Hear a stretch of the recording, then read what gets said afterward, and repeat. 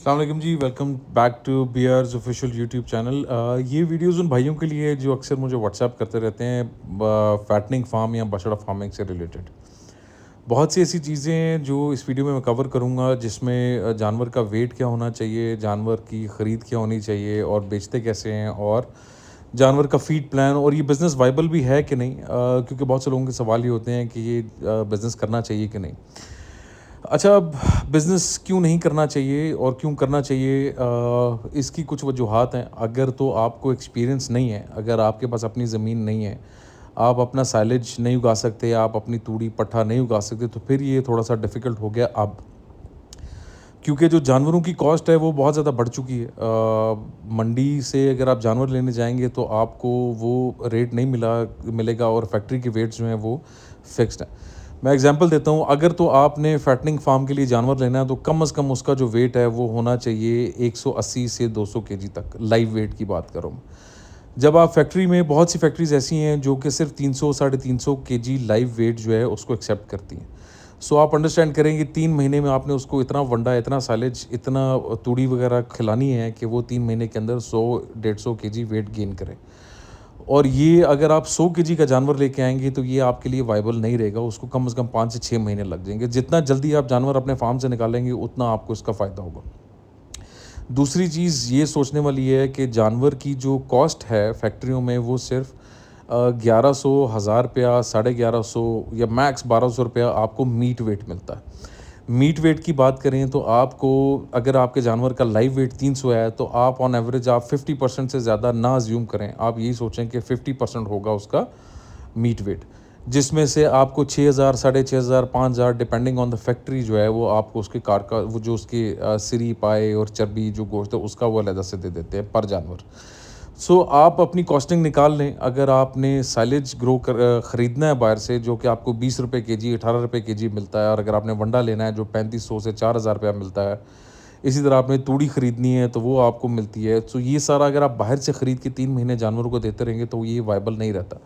सो मेरी सजेशन ये है, अगर आपके पास ज़मीन है, आप अपना साइलेज खुद बना सकते हैं। आपकी गंदुम लगी हुई थी, आपके पास तूड़ी अवेलेबल है, वंडा अगर आप खुद बनाएँ तो आपको बहुत कॉस्ट इफ़ेक्टिव पड़ जाता है, और उसमें आपके कम से कम इंग्रीडिएंट्स हैं वो बहुत, आपको पता होगा कि क्या चीज़ आप जानवर को दे रहे हैं।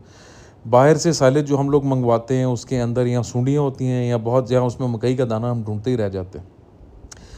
सो ये कुछ मसले हैं जो कि हम लोगों को या किसी को भी बछड़ा फार्मिंग या फैटनिंग फार्म करते हुए दरपेश आएँगे। अच्छा, इसके अलावा जो दूसरी चीज़ है सोचने वाली वो ये है कि जानवर को आपने 3 महीने के अंदर उसका वेट जो है वो 3 साढ़े 300 केजी तक लेके जाना है।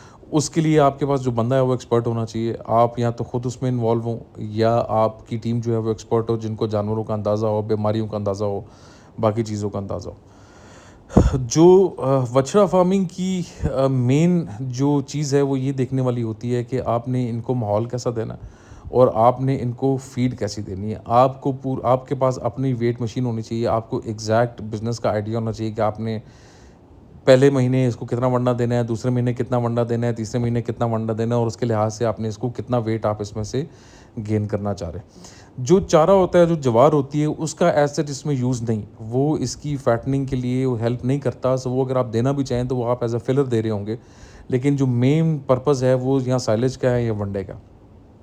वनडे की अगर किसी को रेसिपी चाहिए, वैसे तो जो भाई करना चाह रहे हैं आई एम श्योर वो एक्सपर्ट होंगे, तो तभी इस बिज़नेस में आ रहे हैं, उनको थोड़ा बहुत आइडिया होगा।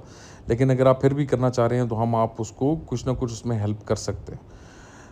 क्योंकि वंडा अगर आप अपना बनाएँगे तो आपकी जो ग्रोथ आप उसमें देख सकेंगे वो आपको बहुत अच्छी मिलेगी।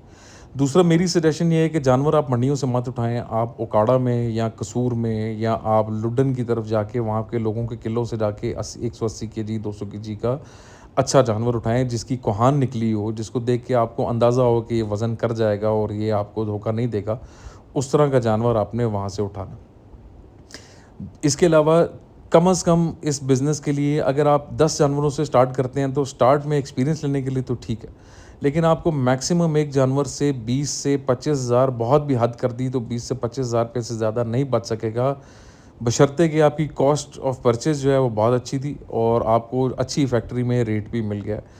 तो आपने इस ज़हन से, इस लिहाज से अगर आप इसको निकालें तो कम से कम आपके 20 से 30 जानवर होंगे तो ये बिज़नेस आपको वायबल नज़र आता है।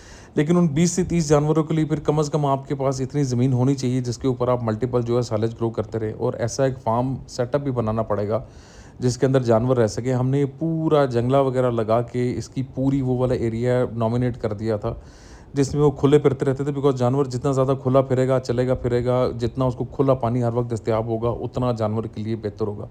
सो जानवर को बहुत ज़्यादा माहौल की ज़रूरत है, और ये कुछ चीज़ें थी जो मैं आप लोगों से शेयर करना चाह रहा था कि किस तरह का जानवर होना चाहिए, क्या कैसे होना चाहिए, लाइव वेट क्या होना चाहिए, फैक्ट्री कैसे बेचती है। वो डिटेल्स के लिए आप रब्ता